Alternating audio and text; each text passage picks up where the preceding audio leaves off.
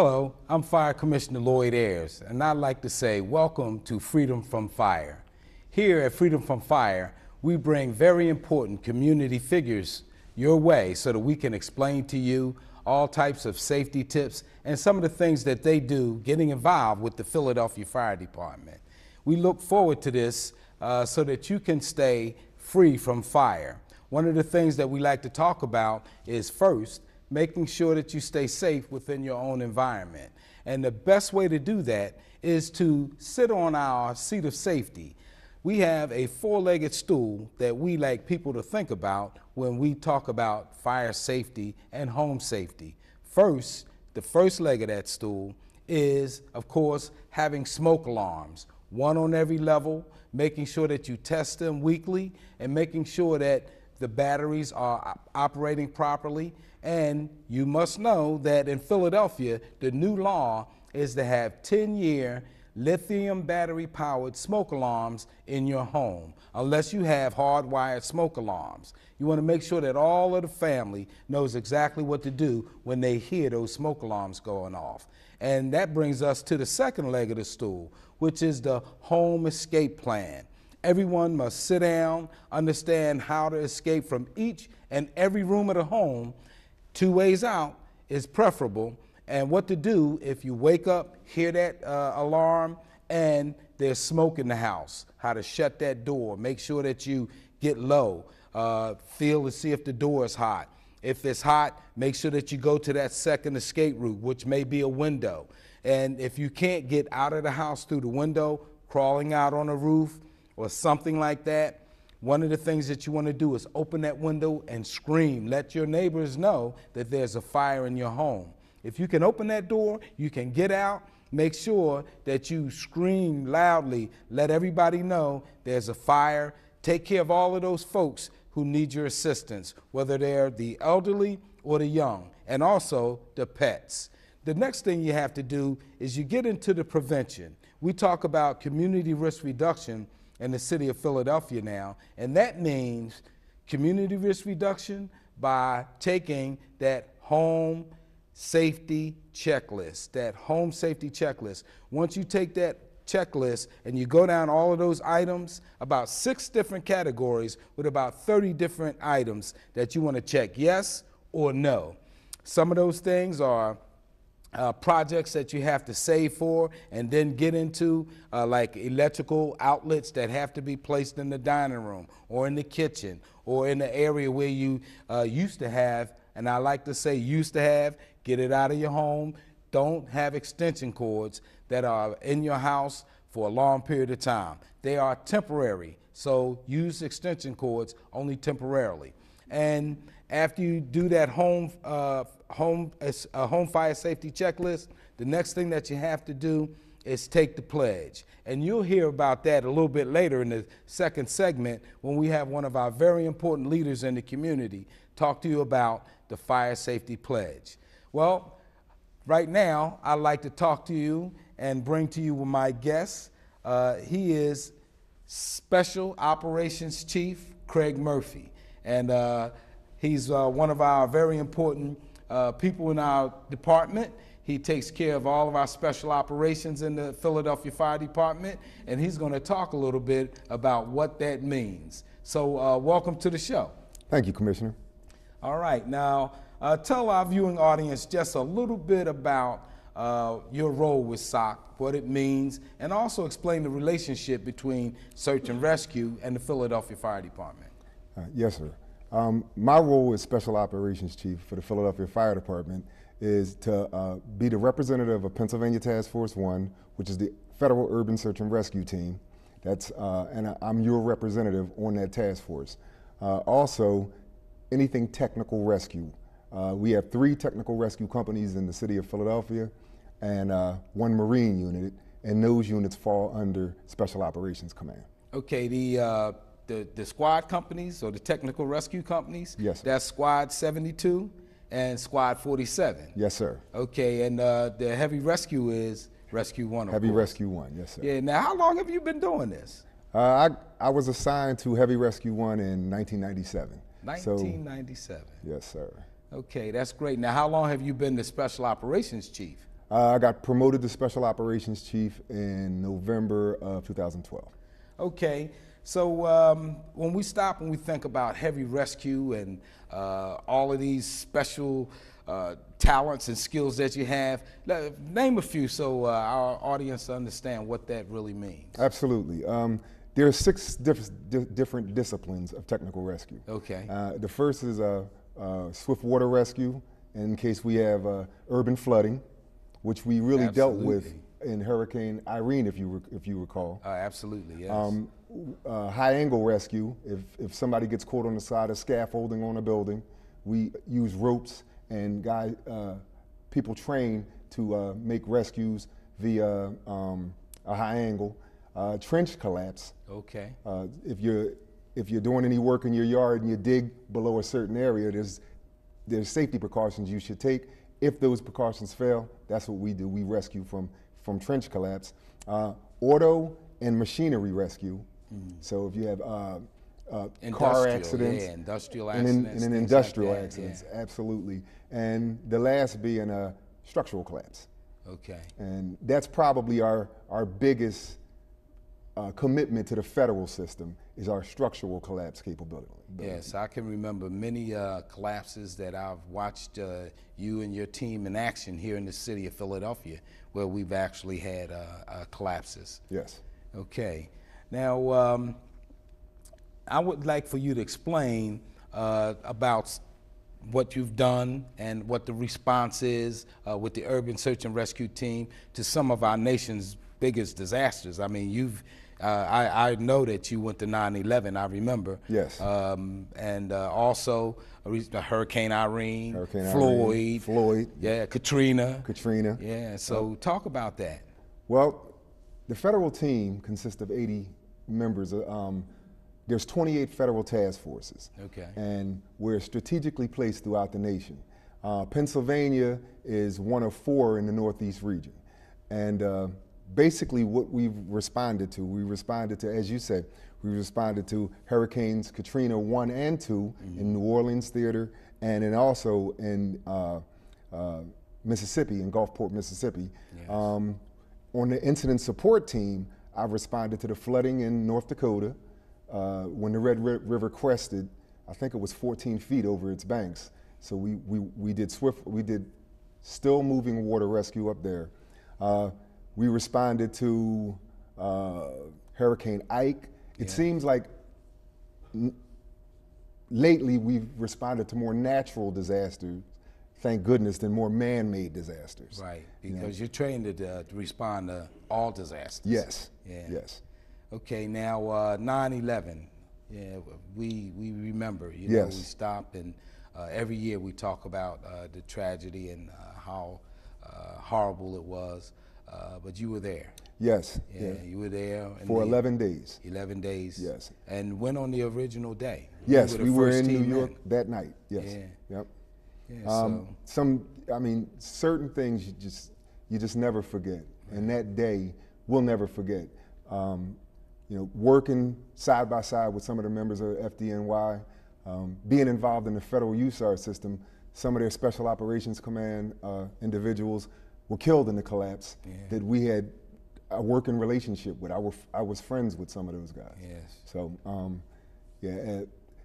it was a major disaster that affected us all. And if you move on to like a Katrina type incident, right. It was actually, Katrina was a lot tougher. And the reason I say that is because at 9/11, it was 16 acres. And at Katrina in Gulfport, it was 68 miles of devastation from the storm surge. A completely different, there was, if you imagine 110 stories worth of building pancake collapsing onto itself, a lot of rubble, a lot of dust. But Katrina was a little bit different. All the beachfront property, the storm surge had probably went in about a quarter of a mile. Devastation, a quarter of a mile. So it was, even though we trained to do the same type of work, it was just 2 different types of responses. Yeah, and more recently, Sandy. Hurricane Sandy. Yes. Yes. The team were there. stationed up in New York, Yes. in Rockaway, Yep. taking direct action in the rescues and in the searches, and making sure that things were rendered safe, so that we could start to get back to some sense of normalcy. And even today, that has not happened yet. So, you have a lot of families that's devastated. But when we stop and we think about our firefighters, and the alarm comes in and they're going in and taking care of that, it's pretty much the same thing with the urban search and rescue teams. Yes. The disaster could be any place in the country or outside of the country. Yes. Like your teams. Haiti. Yeah, in Haiti. Yep. We had people from the National Response Team that went into Haiti. Yep. But we think about that. So wherever the disaster is, we're going to get those teams in so that they can start to rescue and searching and helping folks that might be trapped for a long period of time, to make sure that they get another shot at life. Absolutely. And that's what the primary mission is. So that's really important. So we talked about the geographical areas that the teams cover. What about PA Task Force 1? Well, as I spoke about the Northeast Corridor, Right. they sort of, it doesn't make sense not to use the closest task force to a disaster. Right. Sandy is in specific. If you look at it, I think we were the third task force up at Sandy, and we would have been the first had we not been asked to stay in the state to see where the hurricane would hit. Yeah, so we're a state asset as well. Absolutely. So if the primary disaster is here, Yes. then the governor wants the task force here, Yes. to make sure that we service our citizens first and be on point. So that makes sense. Yes, and the governor was clear on that. Yes. That he wanted us to stay until we made sure that it wasn't going to hit us the way that it hit New Jersey and Nassau County up in New York and the Rockaways. Yeah, I remember when you were released and immediately headed up to New York. Yes. Well, you staged first. Yes. Staged in New Jersey first? Yeah, at Joint Base McGuire in New Jersey. Okay, and then on to New York. Yes. Yeah, it's very, very interesting. Now, what do you see in the future for our SOC unit? Well, for the task force to continue our partnership with our state resources and our federal partners, we're always pushing. Like originally, urban search and rescue, and I use that term loosely now because it's really not urban search and rescue anymore. It's just search and rescue. Okay. Like FEMA addresses it as search and rescue because really with our hurricane responses, it's not all urban collapses that we're looking at now. Right, yeah. Now with the Nemo incidents that we've had recently, we saw the storm that came in and just dumped snow everywhere, and the alert went off. Yes. Did you get it? Yeah, I got my Yes. alert. Yes. Yep. So that puts. So let's explain what happens. You get the alert. Right. You if it's a no-notice event. Right. If it's like this is not necessarily a no-notice event because they could track it. The hurricane centers can track the storm. So as a no-notice event, sort of like a 9/11 type incident, Okay. you get an immediate alert order. And the alert order just gives you the okay to start building your team. Call your team. Start staging people. Put people on standby. That's right. Okay. You have a 6-hour response time to our base of operations, which is at 6601 New State Road now. And then when everybody's assembled, the alert order changes to an activation order. Okay. And then once the activation order goes in, they send us to where we're going to go. Okay. And that could be anywhere. So you stay pretty much in the state of readiness all of the time. Training, making sure that all of the members have the equipment and everything that they need, keeping a cache prepared so that if a disaster happens, if you're called, you're going to be there. Yes. Yes. Well, I tell you, the history of urban search and rescue now Yes. is something else. You stop and you look back in the early 90s and some of the late 80s when people were thinking about it. Yep. We had rescue, but not to think that there needed to be some type of a system put together where we could actually respond in a national sense. Yes. So just to see how well it's grown, and having been supported by the government over this long period of time as a federal agency now, it's just a great thing. Yes. So anything you'd like to talk to the audience about to help them in their preparation? You talking to industrial folks saying be safe, that's all important, right? Absolutely. I mean, you need to be careful in whatever you're doing.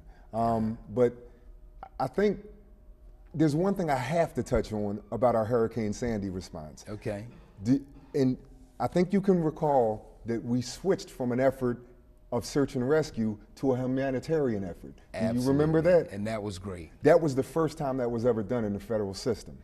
Well, that shows that it's not just about pulling people out, it's about making sure that people have an opportunity to move towards healing and getting together with their families. Yes. And being human beings, and that's a good thing. Yes. So I enjoyed seeing that part. Yes, and So, you were a major part of that part. Oh, On that conference call. absolutely. That we were on. That's what it's about. Yes. Good decisions. Yes. All right, I'd like to say thank you very much for being here. We have again Craig Murphy. He's our Special Operations Chief and head of FEMA's Urban Search and Rescue Task Force 1, Pennsylvania Task Force 1.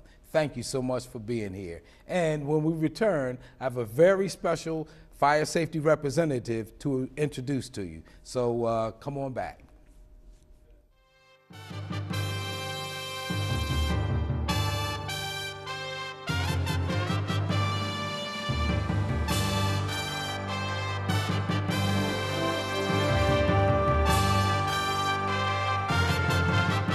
Fire Commissioner Lloyd Ayers with the Philadelphia Fire Department.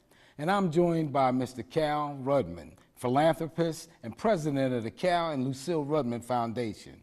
Also, honorary fire commissioner of the Philadelphia Fire Department. Together with Drexel University's Antoinette Westphal College of Media Arts and Design, we are able to present to you the Philadelphia Fire Safety app. This app can be accessed through your desktop or laptop computer, but what's really convenient is you can get it on your smartphone. This app is loaded with useful information covering a vast array of subjects relevant to you and anyone who has ever had a question about the Philadelphia Fire Department or emergency services they can provide. Let me tell you about some of the features on the app.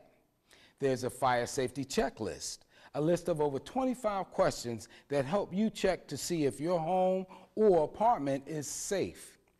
There's an emergency preparedness section dealing with tornadoes, hurricanes, terrorism, and even earthquakes.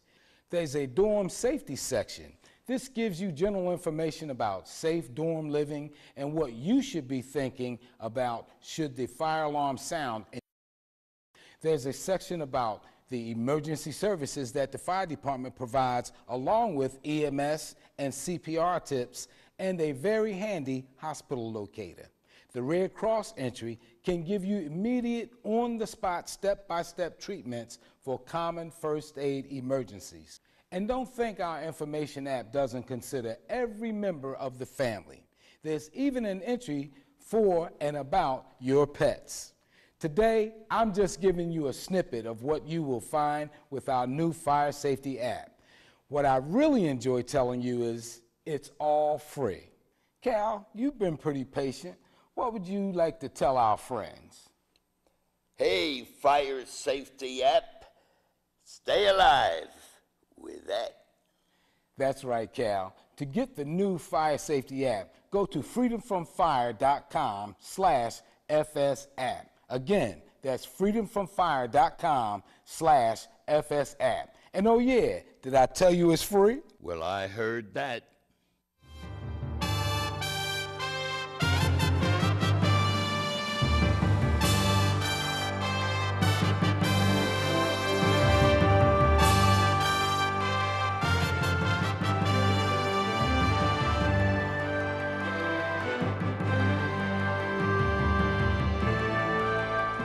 Welcome back to Freedom from Fire. And here I have with me a very special individual. I have Mr. Jeff Templeton. And Mr. Jeff Templeton is a loving and caring young man and taking care of important folks in our community, our youth. And he's also a fire safety representative, and he does all types of work in the community related to fire safety. And he also has talked to me about the special cooking class that he does for our youth. But welcome to Freedom from Fire. And I just want to say, all of the fire safety representatives in the entire city, I am always impressed with them because not only do they do that important work, having that connection with the Philadelphia Fire Department, making sure that they give us the information that we need for those folks that we may not see when we're coming down the street, some of those doors that we may not have open for us, but you have the opportunity to get us in, and you always do. So thanks a lot. And I'd like to hear you talk about what do you do in the community related to the fire safety representative role, and then we'll talk about some other things that I know that you do. Well, there's a lot of things that I do in the community. One is I put out a newsletter every few months, informing the neighbors about certain things that are going on in the community. You know, any emails that I get from the fire department, I like to share that with the community, and especially the elderly. You know, programs that are available for them and things like that. Well, that's important. Now, tell us about your organization, SPEAK. SPEAK stands for Staying Positive Equals Amazing Kids. And one of the things that we've just done was with the Wissahickon Boys and Girls Club is we had a cooking class. Now, obviously, the first thing in cooking is knowing how to, God forbid, put out a fire in case you start one because you don't know how, to cook or something like that. So that was when we brought you guys in. Mm-hmm. And that was the first step, and the kids really enjoyed the information that you guys had to share with them. Yes. Which engine company was that? I want to let the Engine 19. Engine 19. Mm-hmm. Okay. Serving Germantown. Yep. That's excellent. So they had a chance to talk with the firefighters, get that instruction, and have a very good connection with them. That's important. Now, also with Speak, you have a website. I do. PhillySpeak.org. Okay. It's under construction right now, but we can use it for general information. Okay, that's a good thing. Now, on the fire safety representative side, what about the 10-year lithium battery-powered smoke alarms? How's the community reacting to that? You know, I think one of the biggest challenges with that is trust. Okay. You know, people aren't, what I've found that people aren't so open to receive help, although the help is for free. Mm-hmm. But that's always a constant challenge for us as a community as moving forward. Well, trust is important, and that's what it's all about for the Philadelphia Fire Department. We've built up a base of trust in the community. They understand that we're there to help them in an emergency, and now, for the most part, with community risk reduction, giving good information, giving those tips that's going to keep their environment safe. And of course, if they can't afford a smoke alarm, we make sure that we get in, install those smoke alarms for them. And again, the 10-year lithium battery-powered smoke alarms. I found that there's been some reaction to it, but when people stop and look at what actually takes place with the old 9-volt batteries, they stop and they do the mathematics over the 10-year period. Right. Then it makes sense, you know? Absolutely. Get it so that you can stay safe and keep your family safe. Sure thing. So that's a really, really positive thing. Now, would you have any tips for other fire safety representatives and the community? What would you tell them? Well, keep doing what you're doing. Also, I would put out a newsletter as much as possible, because, you're not going to be able to get to everyone. And if you knock on the door or you have a community meeting, you're not going to get to everyone in that sense. But putting out a newsletter, they'll be able to read your information when they're ready to, at their time. It might be 8 o'clock at night. It might be 4 o'clock in the afternoon. When you're not there, you just missed them. Well, two good things. Our fire safety app and our website, www.freedomfromfire.com. They can go to that website, get all the information that they need, and they can download that free application. So that's really a good thing. Thank you so much. We really appreciate you being here with us, and I'd like for you to give me a hand with another tip for our folks. Actually, it's an obligation, and that is the Fire Safety Pledge. And we have our Fire Safety Pledge, and I would hope that you, Jeff, would help me to give it to our audience. Absolutely. Okay, we're gonna raise our right hand. We're gonna take that pledge. I love my family, and I am responsible for their safety. Therefore, I pledge the following. I pledge to have at least one working smoke alarm on each level of my home. I pledge to test my alarms as recommended and replace my alarms with new lithium battery-powered alarms as needed. I pledge that every family member will sleep with their bedroom door closed. I pledge to develop and practice a home escape plan. I pledge that if I cannot afford smoke alarms, I will call the non-emergency number 311 or visit www.phila.gov/311 on the World Wide Web. All this I do solemnly pledge. Thank you very much. And thank you, Jeff, for being here with me on Freedom from Fire. Thanks for having me.